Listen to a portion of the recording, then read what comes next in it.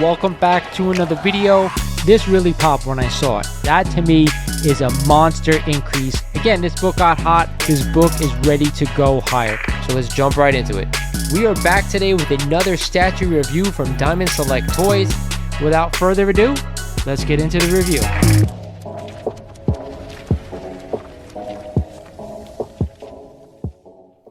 What is up, YouTube? This is Lawrence over at Mighty Comics and Collectibles, and thank you guys for joining me for another video here on the channel.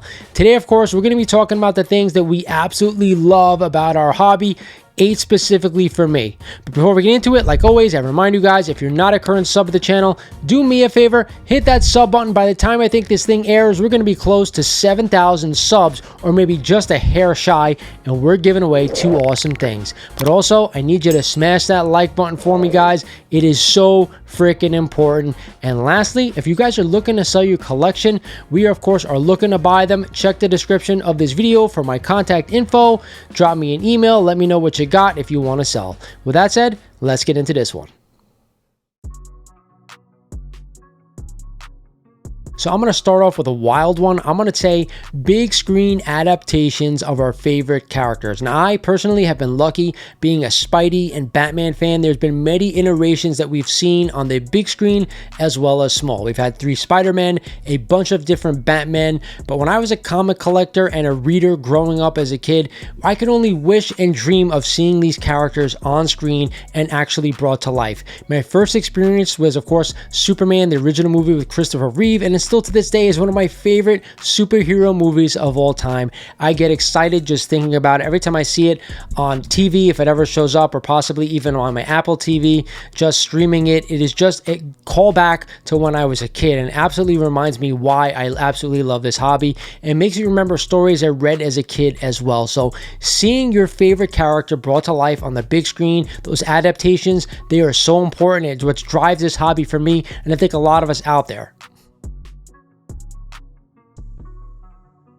So next up is something that's near and dear to my heart, and is helping new collectors, especially having a YouTube channel, having a little bit of voice in the community. Helping new collectors is something I really enjoy, and I think it really keeps me in the hobby as well. I field a lot of questions during the week, whether on Instagram, whether through my email, wherever it is. Some people actually have my phone number. Helping anyone I possibly can in this hobby is something I love to do. A lot of people ask me about books that they're willing to buy, what I'm looking for, stuff like that, and I always tell them, who's your favorite character? To me, that's what you should be buying. Buy the best of the best books of the characters you absolutely love, and you can never go wrong. Now, if you're talking about monetary value, I tell them this: still stick to the characters you love, but try to find the best books you possibly can. With that said, I love helping you guys out there, no matter if you're seasoned, new, whatever you are. If you have questions, I'm always here, and it keeps me in the hobby as well. So yes, having a voice allows me to meet new people in our hobby. A ton of people always come up to me and say they enjoy my show. Hell, I've had a few come up to me and say, I really don't like what you do.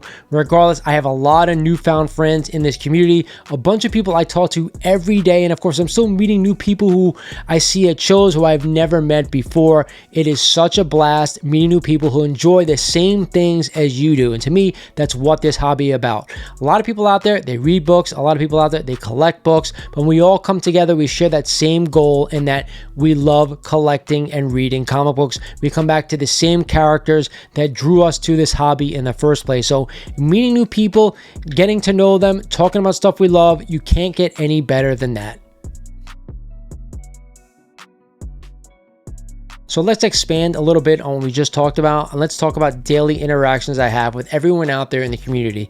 You guys don't understand, I probably talk to about 20 to 30 people every day in our hobby, not all at the same time, but roughly a few people a day regarding comic books. And I think it really keeps me sane.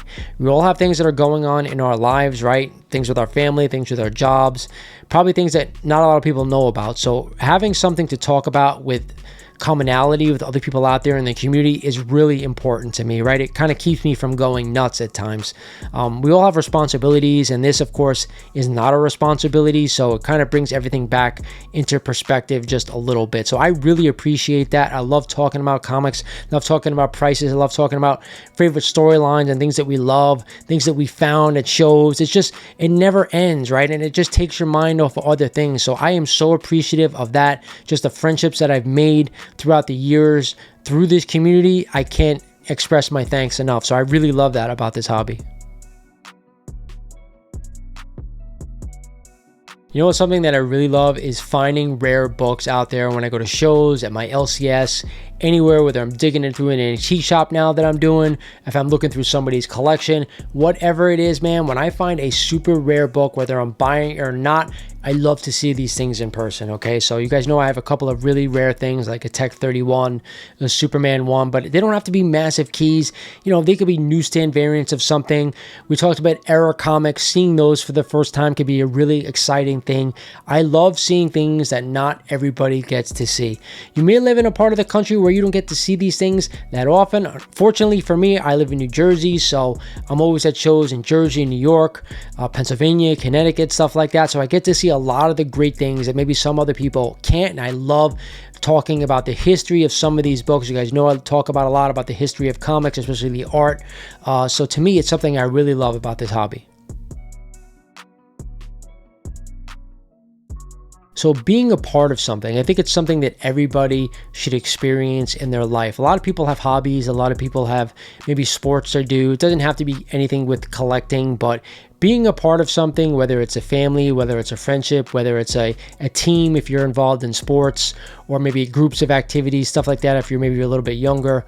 As an adult, there are fewer things that you get in, right? You have your work family, you have your home family, you have your friends, stuff like that. But if you're not involved in something that you take personally, I think you're missing out on something in life. So to me, being a part of something, being a part of a community, meeting people, talking to people every day, being a part of something keeps you sane. I talked a little bit about it before, how if you don't have anything in your life, or you're involved at work and it's driving you nuts, or you have personal problems at home, whatever it is, coming back to this one thing and being a part of a community, watching people on YouTube is part of that same thing. I talk to people through Instagram and I watch their videos on YouTube. So you're a part of that same thing. You don't have to have a YouTube channel, but it's all part of talking to one another, knowing each other, communicating, being a part of something that's similar for both of you or anyone out there that you're talking about, right? Having a community feeling, to me, is extremely important on something that you care about.